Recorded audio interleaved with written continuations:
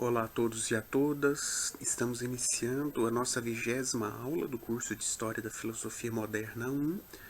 Nós estamos praticamente encerrando a unidade 2, em que nós temos discutido a filosofia empirista, sobretudo a filosofia de John Locke e George Berkeley. Hoje daremos continuidade ao estudo do Tratado sobre os Princípios do Conhecimento Humano, de Berkeley. No nosso primeiro encontro, em que falamos sobre a filosofia de Berkeley, nós lemos a introdução dos princípios do conhecimento humano e pudemos ver alguns dos compromissos metodológicos, alguns dos pressupostos epistemológicos da filosofia berkeleyana, a sua crítica, a pesada crítica à teoria das ideias abstratas, que, a seu ver, seria uma das teorias filosóficas, os princípios filosóficos que teriam conduzido a filosofia ao ceticismo, a suposição da impossibilidade de se conhecer. E também, em nosso segundo encontro, nós começamos a estudar o segundo princípio que, aos olhos de Berkeley, conduziriam a filosofia não apenas ao ceticismo, como também ao ateísmo, a saber, o princípio de que existe matéria, existem substâncias materiais no universo. Berkeley nos apresenta inicialmente a sua compreensão de que o seu princípio, o célebre princípio chamado esse est percipi, de que toda a existência seria percepção. O ser é ser percebido, esse est percipi, no sentido de que, uma vez que todos os nossos conhecimentos são apreendidos por meio de percepção, visto que toda a nossa experiência é dada por meio de percepções, Berkeley se esforça por mostrar de que maneira nós não somos capazes de conceber algo que esteja para além dessas percepções, ou seja, conceber existências que não seriam percebidas, ou existências abstraídas de sua percepção. Então, ao ver de Berkeley, uma das implicações desse princípio est percipi, é a da inexistência de matéria. Nós não somos capazes, nós não podemos falar da existência de matéria simplesmente porque a existência está condicionada pela percepção.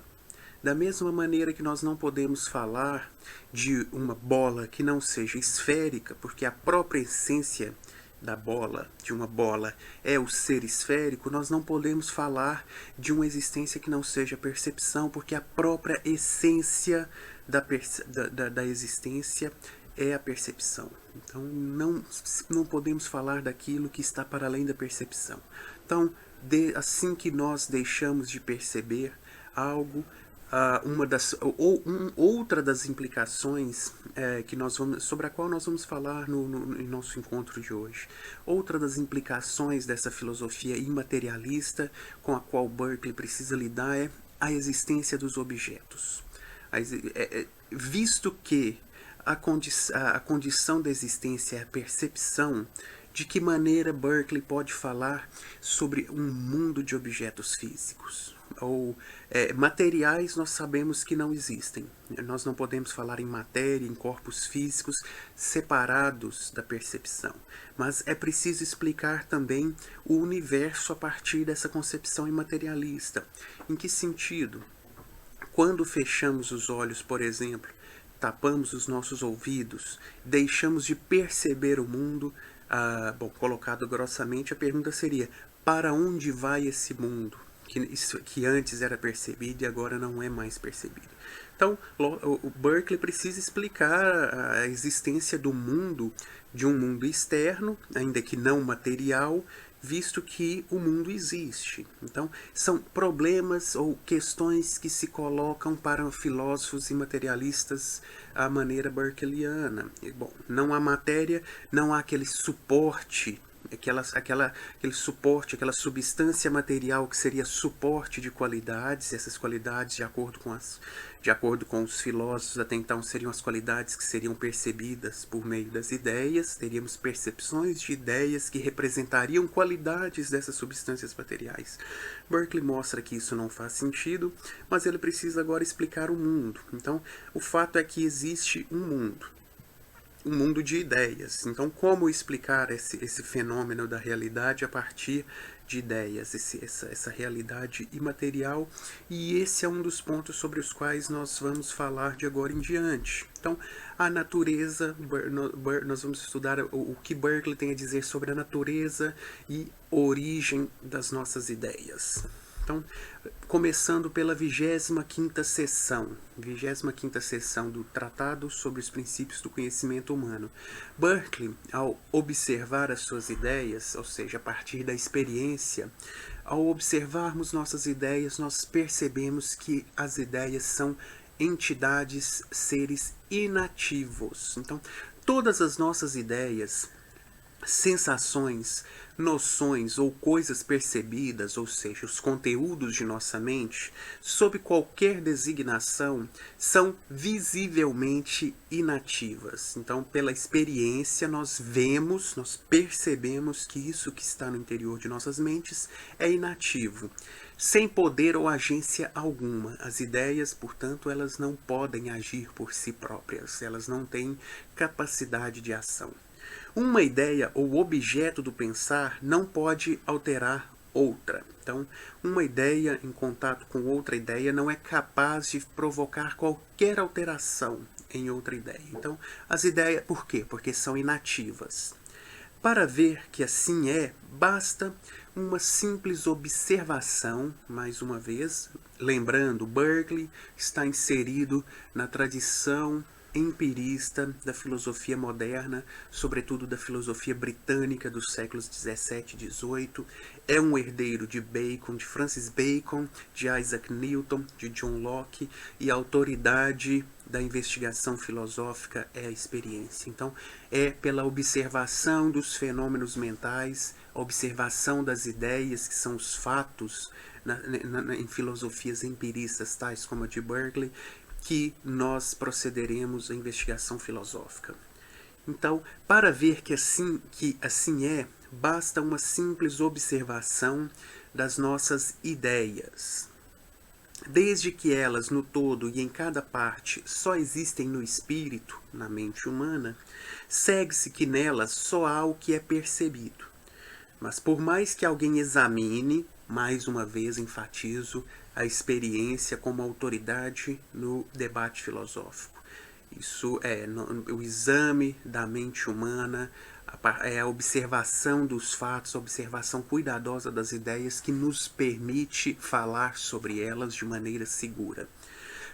Mas por mais que alguém examine as suas ideias dos sentidos ou da reflexão, lembrando também que são 3 tipos de ideias em Berkeley: ideias dos sentidos, as ideias sensíveis, ideias da reflexão, que são as ideias das operações da mente, e as ideias da memória e da imaginação. Não encontrará nelas qualquer força ou atividade. Portanto, tal coisa não se contém nelas. Portanto, as ideias são seres inativos que por si só são inertes. Elas não são capazes de provocar qualquer mudança em si mesmas ou em outras ideias. De modo, por exemplo, que elas não poderiam por si próprias afetar as nossas mentes. Daí a necessidade de algo que produza essas ideias e afete a nossa mente. Mas vamos lá, um passo de cada vez. Então, a natureza das ideias é inatividade e inércia. Então, elas, diferentemente da mente ou do espírito, que é a atividade. Uma breve atenção nos mostrará que o ser de uma ideia implica a sua passividade e inércia, tal que é impossível a uma ideia fazer que seja o que for, ou estritamente ser causa de alguma coisa. E eu peço perdão por esse erro, não é coisã, é coisa. Então, as ideias não podem causar nada por si próprias. As ideias, ao entrarem em contato umas com as outras, não podem produzir alteração nenhuma em outra ideia. E nós vamos ver as implicações disso logo adiante, quando formos falar da filosofia do conhecimento do Berkeley. Nem pode ser semelhança ou modelo de um ser ativo, como evidentemente resulta o parágrafo 8. O que quer dizer semelhança ou modelo de um ser ativo? Que as ideias não podem representar espíritos ou mentes. Nós não temos uma ideia de nossa própria mente ou ideias de outras mentes. Por quê? Por causa de uma questão de semelhança. O espírito é um ser ativo, as ideias são seres inativos. Dado essa diferença específica entre uma e outra, como uma poderia representar a outra se são completamente semelhantes? Se o espírito é ativo, a ideia inativa, uma não poderia representar a outra, de modo que as ideias não podem representar espíritos. Não temos uma ideia de nossa própria mente, consequentemente. De onde não poder em extensão, figura e movimento, as qualidades primárias na filosofia lockeana, por exemplo, ser causa de sensações nossas. Dizer, portanto, que elas são efeito de forças resultantes de configuração, número, movimento e forma dos corpúsculos é de certo falso. Então, não podemos dizer que existe uma substância dotada de extensão, figura e movimento como causa de nossas sensações. Por quê? Porque supostamente, se isso acontecesse, as ideias precisariam ser semelhantes a isso que causa essas ideias em nós. Mas isso não pode porque as ideias são inativas, inertes, não podem representar aquilo que é ativo, que não é inerte. Isso é um dos argumentos adicionais de Berkeley para mostrar que não podemos falar em nada que seja distinto de ideias ou de percepção de ideias. Então, uma das observações que eu já coloco nesse momento e de que Berkeley foi uma crítica que Berkeley de que a filosofia berkeleyana foi sujeita é a crítica sobre a interação entre as mentes. Então, como as mentes podem interagir se uma ideia não é capaz de causar outra ideia na mente alheia? Então, a questão é, supondo que não existe matéria no universo, que existem apenas ideias, e as ideias são inativas e inertes, como a ideia do movimento do seu corpo pode ser causada em minha mente. Então, de que modo pode haver uma interação entre mentes se aquilo que uma mente A realiza produzindo ideias e essas ideias não seriam capazes de me afetar? É um problema que nós vamos ver um pouco mais adiante, que é o problema que tem uma relação com o problema das outras mentes. Então, de que modo as minhas ideias são capazes de afetar a mente de vocês? Então, é mais ou menos esse um dos problemas de que a filosofia berkeliana do imaterialista terá de enfrentar para se mostrar consistente. Por ora, abandonamos essa questão para falarmos justamente do que causa uma ideia. Só uma mente é capaz de produzir uma ideia, visto que uma ideia não pode produzir outra ideia, pois elas são por essência inativas e inertes. Então, uma ideia não pode causar outra ideia. Então,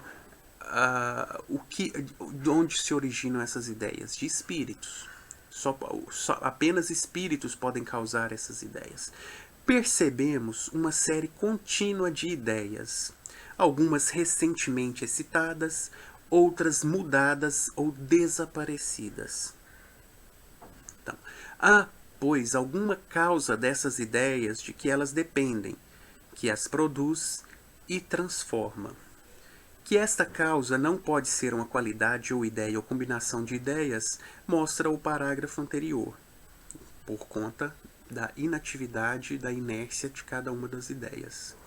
que não podem causar ou alterar ou produzir modificação em outra ideia. Deve, portanto, ser uma substância. Mas já vimos que não há substância corpórea ou material. Resta, portanto, que a causa das ideias seja uma substância ativa incorpórea ou espírito. Então vamos lá. O que produz as ideias? É muito fácil, assumindo esses pressupostos da filosofia imaterialista, do Berkeleyana, é muito fácil explicar, por exemplo, a origem das ideias de reflexão. A origem das ideias de reflexão é a nossa própria mente. Então, a nossa própria mente, o nosso próprio espírito produz as ideias de reflexão. As ideias da memória e da imaginação, do mesmo modo. Qual é a origem dessas ideias? O próprio espírito, a própria mente. Contudo, nós temos ideias sensíveis que parecem advir de algo externo. Como desde Descartes nós temos acompanhado essa discussão da origem das ideias adventícias, das ideias da sensação em Locke. De onde se originam? Elas não podem ser causadas por outras ideias. Então, é preciso que algo diferente de uma ideia cause as minhas ideias sensíveis, as minhas ideias de objetos supostamente físicos, a minha ideia de árvore, a minha ideia de maçã, a minha ideia de caneca, enfim, a minha experiência sensível, as ideias que a compõem precisam ter uma origem. Qual é essa origem? Não pode ser objetos externos. Por quê? Se por mais de um motivo, Berkeley mostra que não podemos falar em objetos externos distintos da própria percepção, tampouco podemos falar em substâncias materiais. Isso é uma contradição.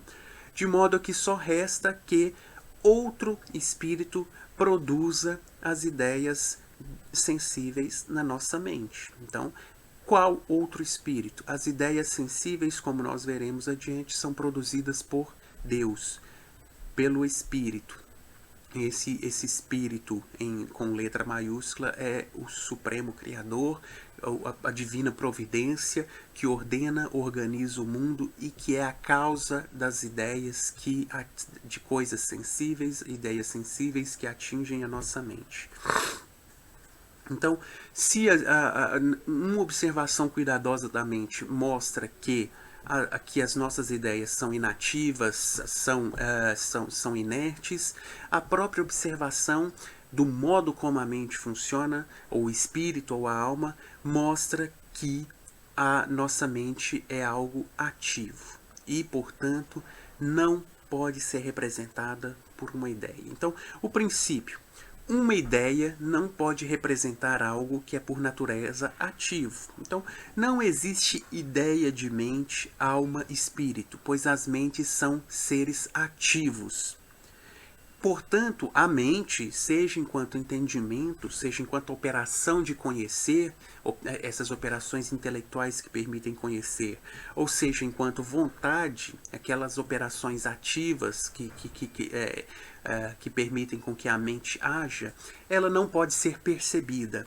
Não temos percepções da nossa própria mente, e esse é um problema que ficará muito mais claro quando nós começarmos o estudo da filosofia humeana, que é o problema da experiência que nós podemos ter de nossa própria mente.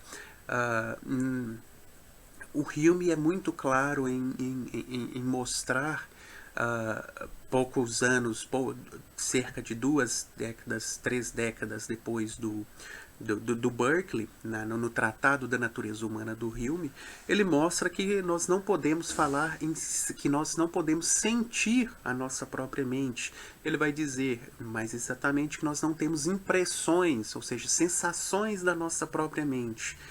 Então, o que o leva a um verdadeiro ceticismo, um ceticismo extremamente radical sobre o conhecimento da própria mente. Nós podemos conhecer as ideias da mente, as impressões da mente, ou seja, as percepções, mas não podemos conhecer isso que estaria operando com essas percepções. Esse é um outro assunto que vai ser tratado numa perspectiva cética. Então, falar de uma mente para além das percepções é algo que nós não podemos fazer na filosofia humeana. Mas um pouco dessa discussão da natureza da mente, ou do conhecimento da própria mente, já está explicitamente apresentado e discutido na filosofia do Berkeley. O Berkeley é quem nota que nós não podemos falar em ideias, em representações da mente. Então, um espírito é um ser simples, indivíduo, ativo. E essa é a sua definição de mente, algo que é simples, individual e ativo. Quando percebe ideias, chama-se entendimento. E quando produz ou de outro modo opera com elas, chama-se vontade. Então as duas, aqui nós temos uma retomada da filosofia lockeana, da psicologia lockeana da mente, em que se separa a mente humana em entendimento, que são aquelas faculdades que permitem o conhecimento, e vontade, que são aquelas operações que permitem a ação da mente. Então aqui há uma retomada da filosofia da filosofia lockeana, ou da compreensão geral da mente enquanto entendimento e vontade. Daqui não haver ideia de alma ou espírito, porque, sendo passivas e inertes, as ideias, e como foi dito na seção 25, não podem representar para nós, por meio de imagem ou semelhança, aquilo que age. Uma breve atenção mostra a impossibilidade de uma ideia semelhante a um princípio de movimento e mudança de ideias, ou seja, de uma mente.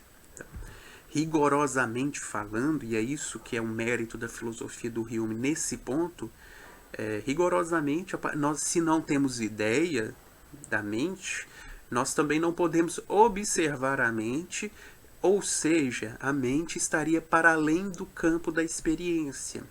O que nos leva necessariamente a uma forma de ceticismo, visto que a autoridade no âmbito da investigação filosófica é a experiência. Sem ideia não temos experiência, então se não temos experiência da mente, não podemos falar da mente para além do campo das percepções. Nós observamos percepções, ideias e impressões lá na filosofia humeana. Mas aqui, como nós vamos ver, o Berkeley não se pretende cético. Não há tentativa do Berkeley de ser cético a esse respeito. Por uma questão de coerência, nesse ponto, me parece haver como que um avanço, ou um mérito na filosofia humeana de ser rigorosamente observador do princípio da filosofia experimental. Se não há ideia, nós não podemos falar de algo, se não há ideia da mente, nós não podemos falar dessa mente como algo distinto de percepções. Então, mas eu peço perdão por já estar introduzindo temas tão caros, que são tão importantes e tão complexos da filosofia humeana, estar introduzindo agora, mas eu gostaria de já começar a fazer essa passagem de uma filosofia para outra, conectando vários pontos, vários temas da história da filosofia, mostrando como eles são desenvolvidos, não apenas tratá-los pontualmente em Berkeley, como se Berkeley não estivesse em diálogo com Locke, não estivesse em diálogo com Descartes, o Hume não estivesse em diálogo com Berkeley. Mas, voltando ao ponto, a mente, o ser ativo, individual, simples, que opera, segundo Berkeley, com essas ideias. Tal é a natureza do espírito, daquilo que atua, que não pode ser percebido de si mesmo e apenas pelos efeitos produzidos. Então, o que o Berkeley está sugerindo? Que a mente é percebida ou é conhecida apenas por uma inferência das suas operações. Ou seja, aquilo que opera precisa de um operador. Então nós estaríamos passando dos efeitos, que são as operações, para a causa, que é a mente. Mas adiante isso vai ficar mais claro quando adentrarmos na questão do conhecimento da própria mente, que é a partir do parágrafo da seção 90, bem adiante no tratado sobre os princípios do conhecimento humano, que o Berkeley vai voltar à questão como falar da mente ou como conhecer a mente. Por ora, ficamos com a compreensão de que não se percebe a mente porque não se tem ideias da mente. Se alguém duvida dessa verdade, reflita e tente fazer ideia de uma força ou ser ativo, e se tem ideia de duas forças principais chamadas vontade e entendimento, distintas entre si, assim como de uma terceira ideia de substância ou ser em geral, com a noção relativa do seu suporte ou sujeito das referidas forças, a substância, o sujeito, o suporte que operaria enquanto entendimento ou vontade. Berkeley está negando que nós possamos ter ideia desse suporte, dessa substância, que tem o nome de alma ou espírito.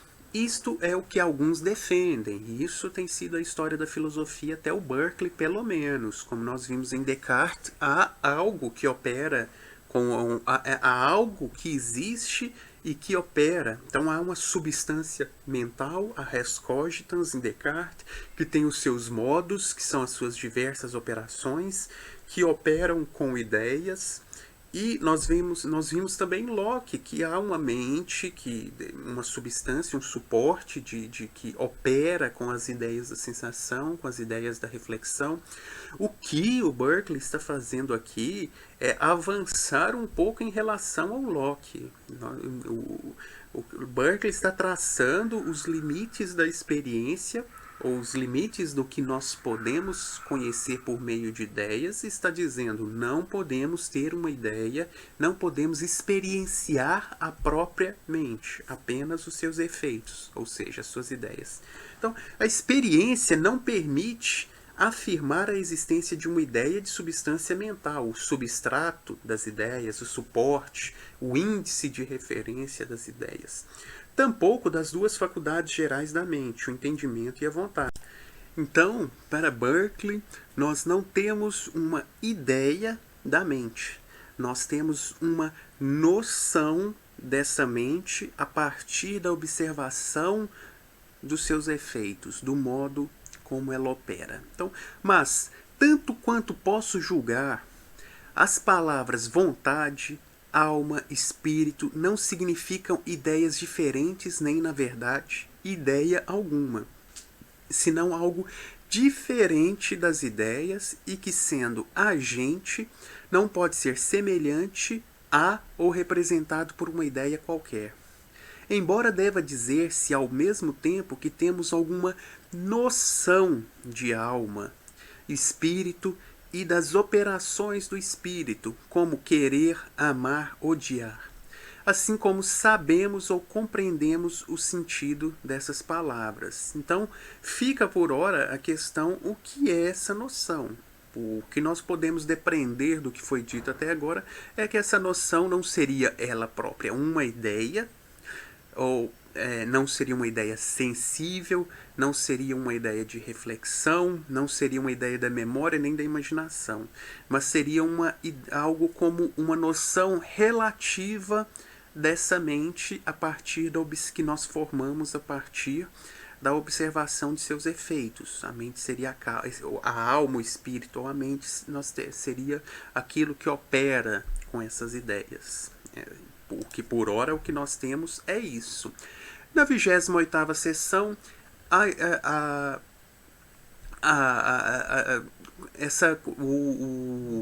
começa-se a falar do que é esse caráter ativo da mente. O caráter ativo da mente se revela enquanto a mente é aquilo que opera com ideias inativas. E isso, mais uma vez, adquirido pela experiência. Nós sabemos dessa mente que opera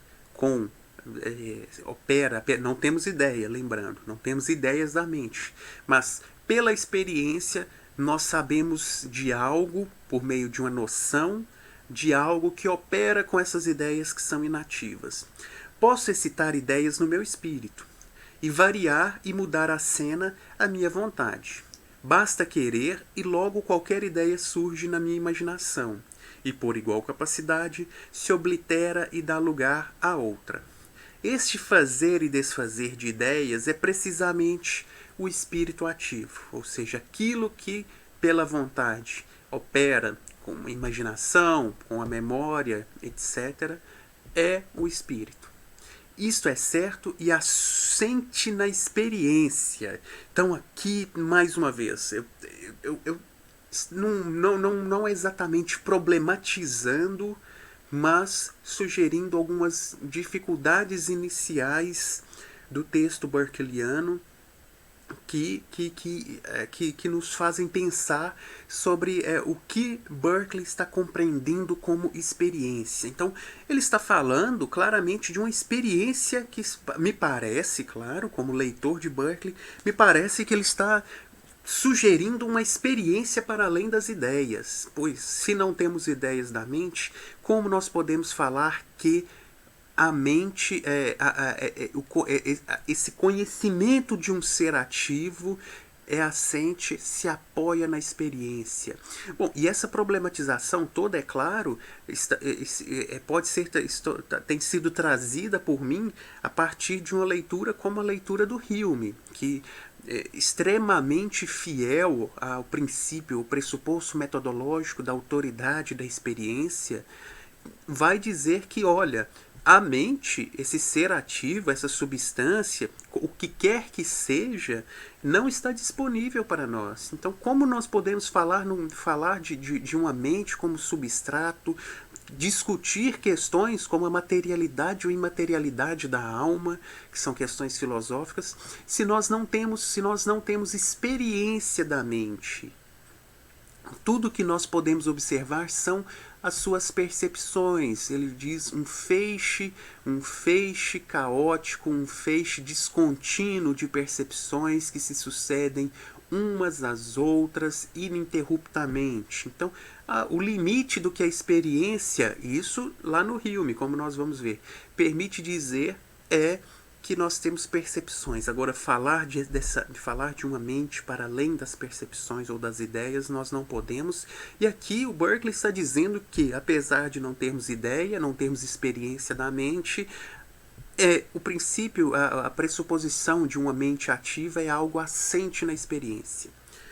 Mas, quando pensamos em agentes não pensantes ou em excitar ideias exclusivas de volição, estamos a divertir-nos com palavras. Então, pensamos em agentes não pensantes, ou seja, quando falamos em corpos externos que não seriam espíritos, seriam algo que os filósofos querem chamar de substância material, de corpo físico. Isso é divertir, nós estamos nos divertindo com essas palavras porque não faz sentido, e Berkeley já mostrou porque não faz sentido falar em matéria, falar em suporte de qualidades, substância material. Isso nós não podemos falar porque a existência está condicionada à percepção. Tudo o que existe é conhecido por percepção e não pode ser de outra maneira. 29ª sessão e 30ª sessão, a origem das ideias. Então, vimos que se as ideias as ideias sensíveis principalmente, não podem se originar de substâncias materiais, de corpos físicos externos que estariam para além das ideias, Berkeley precisa explicar de onde se originam as nossas ideias de coisas sensíveis. Então, Berkeley parece oferecer ao menos 2 argumentos em favor da existência de objetos sensíveis não materiais. Então, isto é, de uma realidade sensível que se distingue da realidade imaginária na mente. Bom, o que isso quer dizer? Aqui um esclarecimento muito importante, extremamente importante, que que nós, quando ouvimos pessoas ou estudiosos da filosofia falando sobre a filosofia de Berkeley, nós ouvimos muitas coisas equivocadas, como, por exemplo, Berkeley nega a existência do mundo externo.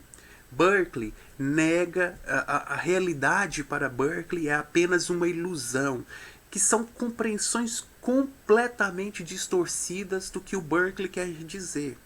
O Berkeley está negando, vamos lá, a existência de matéria. O Berkeley é um imaterialista, mas existe uma realidade sensível para além das nossas ideias, ou pelo menos para além de nossa própria mente, que é uma realidade construída por ideias, ou seja, imateriais, mas ainda assim é um mundo externo, mas não material. Esse é um mundo externo constituído por ideias que estão onde? Na mente de Deus. Então, o que isso quer dizer? Que há um mundo, uma realidade imaginária, que é a realidade das ideias que estão na minha mente, no interior da minha mente. E há uma realidade sensível, de ideias sensíveis que estão fora da minha mente. No mundo, não. Em outras mentes e, sobretudo, na mente de Deus. A realidade, o mundo existe, o mundo enquanto ideias conexas, harmônicas, em harmonia, existe na mente de Deus. Uma compreensão que nos lembra, ao menos vagamente, a compreensão do Malebranche, em que as nossas mentes percebem as ideias na mente divina. Nossa mente está presente à mente divina e ali percebe as ideias. Aqui o Berkeley está falando, existe o mundo externo, existe. Mas existe enquanto ideia. Todo o questionamento do Berkeley é da noção de imaterialidade, de materialidade. Então, é extremamente errado dizer que o Berkeley fala que o mundo é uma ilusão.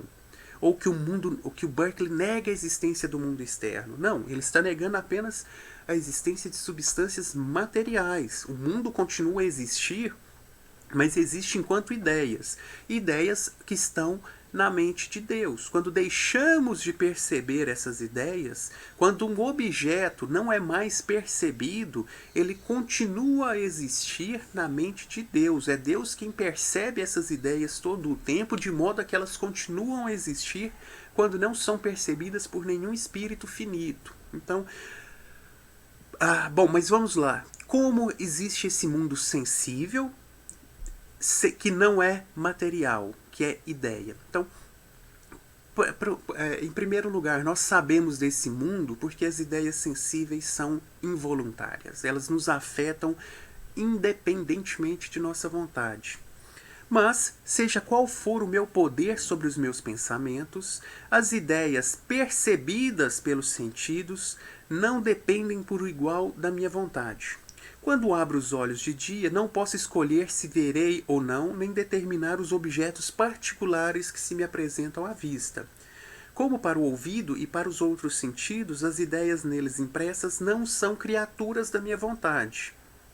Há, portanto, alguma outra vontade ou espírito que os produz, que é Deus. Então, porque a minha experiência é coerente com a experiência de todos vocês, que são espíritos na filosofia imaterialista do Berkeley. Vocês são tão somente espíritos. Por que a nossa experiência é coerente? Quando nós olhamos, dois espíritos olham para um mesmo objeto, dois espíritos podem dizer, nós estamos vendo uma árvore, nós estamos vendo o prédio da Fafiche. Porque aquilo ali existe na mente divina e a mente divina produz essas ideias sensíveis do prédio da Fafiche, da árvore, da maçã, do meu computador, do meu gato. Produz essas ideias, a mente divina produz essas ideias e nós percebemos essas ideias que são produzidas por Deus. Então, e isso involuntariamente. Então, se todos nós abrirmos nossos olhos, vamos ver diante de nós uma tela de computador.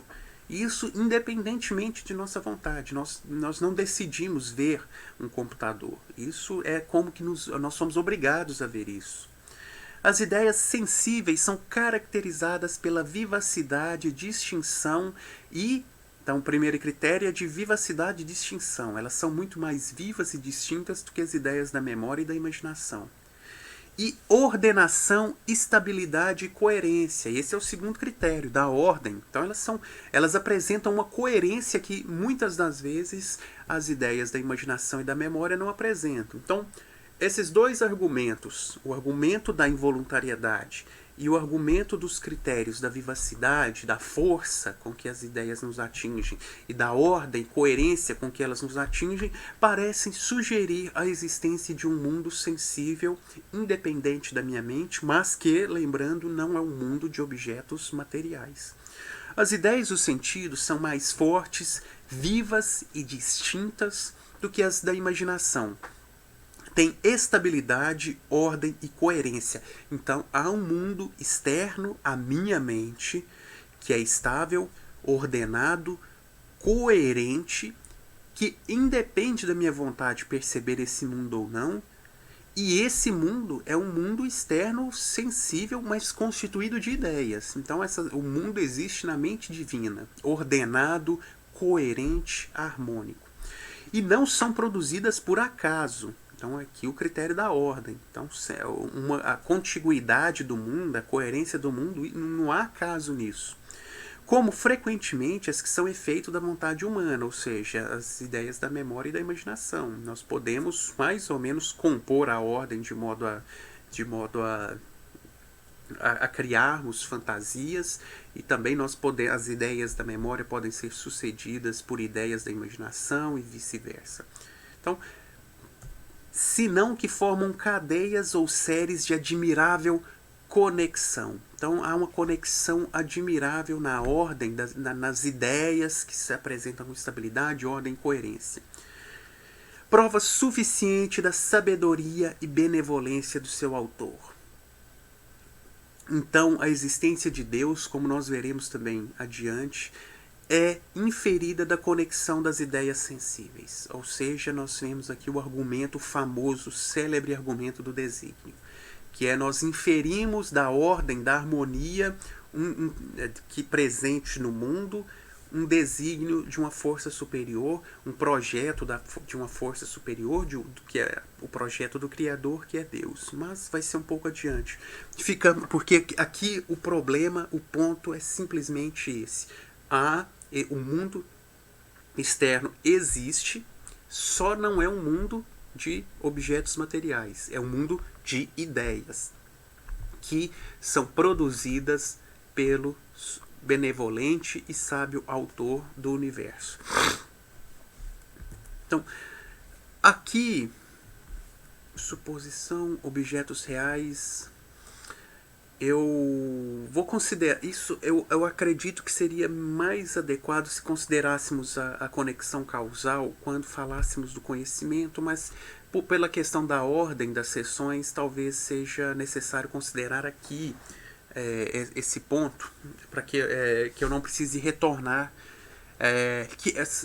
a ele quando falar do conhecimento, que é a conexão das ideias do mundo sensível. Então nós vemos que a ideia de fogo está conectada à ideia de fumaça, que é, por exemplo, que o contato entre uma ideia com a ideia A, ao entrar em contato com a ideia B, há uma modificação na ideia B, e talvez na ideia A. Então o mundo parece estar o mundo das ideias, o mundo composto de ideias parece estar conectado causalmente.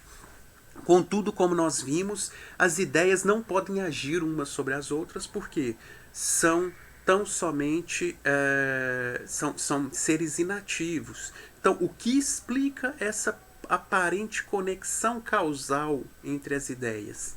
Deus. Então, aqui, por isso, mais uma vez, aquele aspecto teológico da não ateu da filosofia de Berkeley. Deus está presente em cada uma das conexões do universo, porque é Deus quem é capaz de alterar uma ideia e outra, porque as ideias por si próprias não poderiam fazer isso.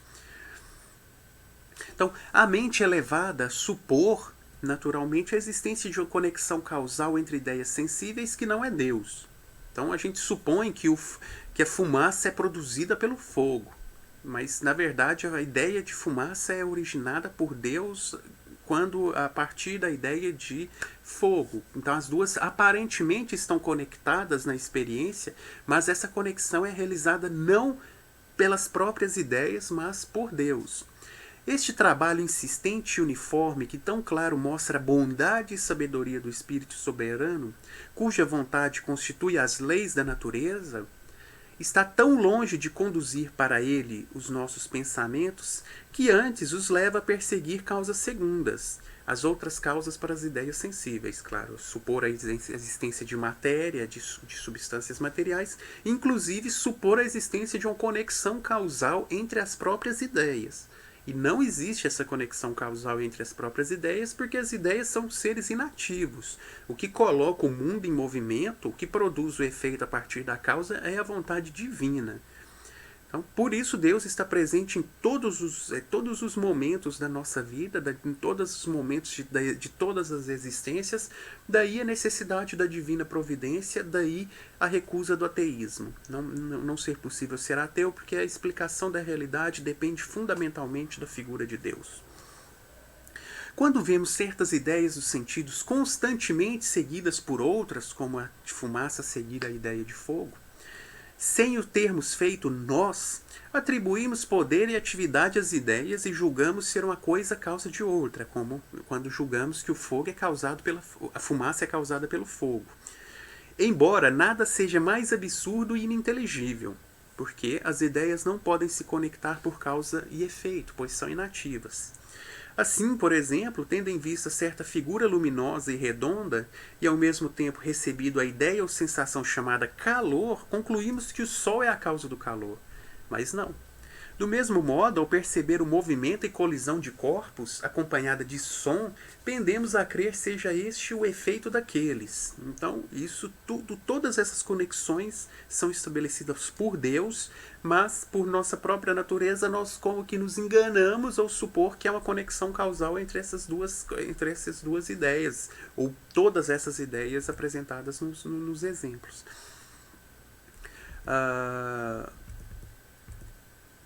Então, vamos lá. 33ª sessão, a distinção entre objetos reais e imagens. Então, existe uma realidade, existem objetos reais no universo. Eles só não são objetos materiais, corpos físicos que existiriam para além das ideias. Então, há objetos reais que são ideias sensíveis que atingem a mente pela vontade de Deus. As ideias impressas nos sentidos pelo autor da natureza, ou seja, todas as ideias sensíveis, tudo aquilo que supomos que vem de realidades exteriores, como corpos externos físicos, tudo isso é impresso nos nossos sentidos, chega à nossa mente pelo autor da natureza, ou seja, por Deus. Chamam-se objetos reais. Então, o meu computador é um objeto real. A ideia do meu computador é um objeto, é uma ideia sensível advinda exteriormente pela vontade de Deus, apesar de esse computador não ser ele próprio matéria, um objeto, uma substância material. E as excitadas na imaginação, por menos regulares, vivas e constantes, designam-se mais propriamente por ideias ou imagens de coisas que copiam ou representam. Então, quando fecho os olhos e tenho a lembrança do meu computador, isso é uma imagem meramente, é uma ideia que eu tenho de uma experiência passada, assim como eu posso imaginar, por composição, o meu computador como um computador vermelho, um computador totalmente diferente do que ele é, pela imaginação. Isso fica tudo no âmbito do não real, no sentido de que é apenas imaginação, é memória, são operações da mente, e os objetos reais, o computador, existe de fato, mas enquanto ideia, fora da minha mente, como não pode existir fora de uma mente, esse computador existe na mente divina, que produz essa ideia sensível quando eu abro os meus olhos. Então, mas as nossas sensações, embora nunca fossem vivas e claras, são, no entanto, ideias, isto é, existem no espírito ou são por ele percebidas como as que ele mesmo forma. Às ideias dos sentidos atribui-se realidade maior, porque são a realidade sensível, por mais fortes, ordenadas e coerentes do que as criadas pelo espírito. Então, Mais uma vez, o critério para se definir o que é real na filosofia de Berkeley é o critério da involuntariedade, como nós vimos, e também o critério da vivacidade, da ordem, coerência e estabilidade dessas percepções, dessas ideias que constituem o mundo real. São também menos dependentes do espírito ou substância pensante que as percebe, porque as provoca a vontade de um espírito mais poderoso. Não são ideias e nenhuma ideia forte ou fraca.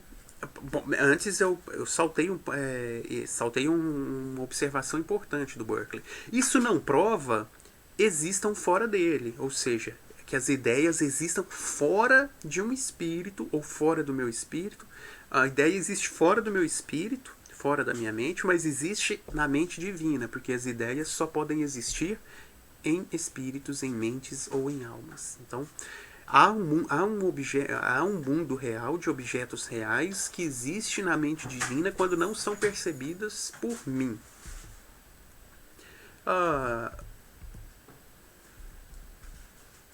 O mundo, entre a 34ª sessão e a 40ª sessão, o Berkeley explica, retoma ou mais exatamente, ele desenvolve sistematicamente a sua concepção de que o mundo externo existe. O mundo existe, mas, como dito várias vezes ao longo dessa exposição, ele existe enquanto ideia, ideias na mente divina e não enquanto objetos materiais, corpos físicos que não seriam ideias. Então, o imaterialismo de Berkeley não ameaça a existência do real.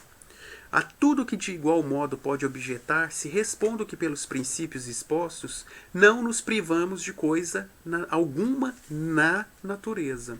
Quando vemos, sentimos, ouvimos ou de qualquer modo concebemos ou entendemos, fica tão seguro e real como sempre.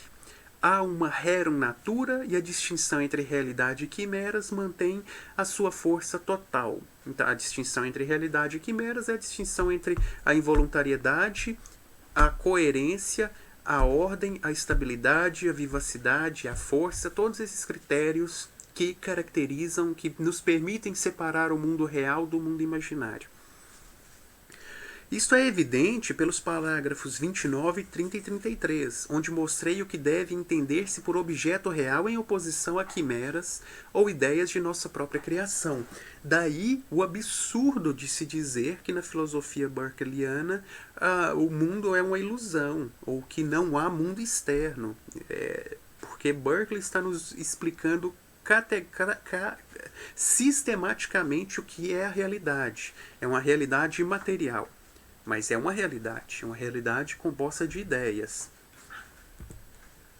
Então, principalmente, Berkeley não defende uma forma de ceticismo, que isso, vou guardar esses comentários para nossa próxima videoaula, e que encerra a discussão do pensamento de Berkeley e sobre o qual nós falamos de Berkeley e o conhecimento, a teoria do conhecimento do Berkeley. Mas o Berkeley não é cético, apesar de ter sido interpretado como tal. A filosofia do Berkeley no século XVIII foi interpretada como uma filosofia cética, não apenas cética, mas como uma das mais radicais, uma proposta de ceticismo radical ou solipsista. Mas um ponto que será discutido no próximo encontro. Então, Berkeley não se declara cético. Pode haver quem replique não aceitar os argumentos mais plausíveis contra a certeza dos seus sentidos. Pois seja, por mais alto que eleve a certeza dos sentidos, estarei de acordo. O que vejo, ouço, sinto, existe. Isto é, percebo e não duvido mais disso do que do meu próprio ser. Mas não vejo que o testemunho do sentido seja prova de alguma coisa não percebida por ele. Ou seja, os sentidos nos garantem a percepção da realidade. Os sentidos nos conduzem ao conhecimento da realidade. O que os sentidos não fazem é provar que existe um mundo externo de objetos físicos, de objetos materiais que não são ideias. É contra isso que a filosofia imaterialista do Berkeley está insurgindo. Não contra a existência do mundo externo, apenas contra a existência de matéria ou de substâncias materiais de corpos físicos. Não pretendemos fazer céticos ou duvidar dos sentidos, pelo contrário, damos-lhes toda a força e importância imagináveis. Mais uma vez, Berkeley é um anticético. Nem há princípios mais opostos ao ceticismo do que os que expostos, como vamos claramente mostrar, que também vou considerar no nosso próximo encontro. A existência contínua das coisas. Entre as sessões 45 e 48 é onde Berkeley vai discutir a questão de se deixamos de perceber os objetos, se as mentes, substâncias finitas, as mentes, os espíritos deixam de perceber, esses objetos são aniquilados quando deixam de ser percebidos por mentes finitas. Quando eu fecho os meus olhos e não há nenhuma mente para perceber o meu computador, essa ideia desse computador ela é destruída para assim que eu abrir meus olhos ela ser criada mais uma vez?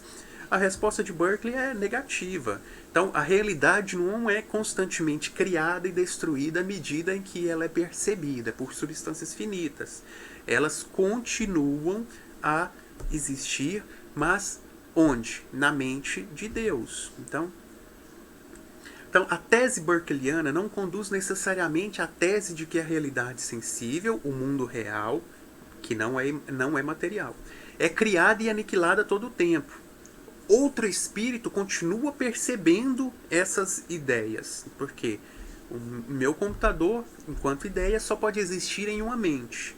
E qual mente será essa se não é percebido pela minha mente? Só pode ser a mente divina. Sendo assim, a objeção do parágrafo 45, que é a objeção sobre se Berkeley estaria defendendo a teoria da criação e aniquilação contínua das coisas, não pode racionalmente atacar os princípios postos, nem opor-se às nossas noções, porque de afirmarmos que os objetos são ideias e não podem existir impercebidos, não se conclui só terem existência quando são percebidos por nós, desde que pode outro espírito percebê-los e nós não. Qual é esse outro espírito que está percebendo continuamente esses objetos? O Espírito de Deus. Dizer que os corpos não têm existência fora do espírito não quer dizer neste ou naquele espírito particular, mas em todos.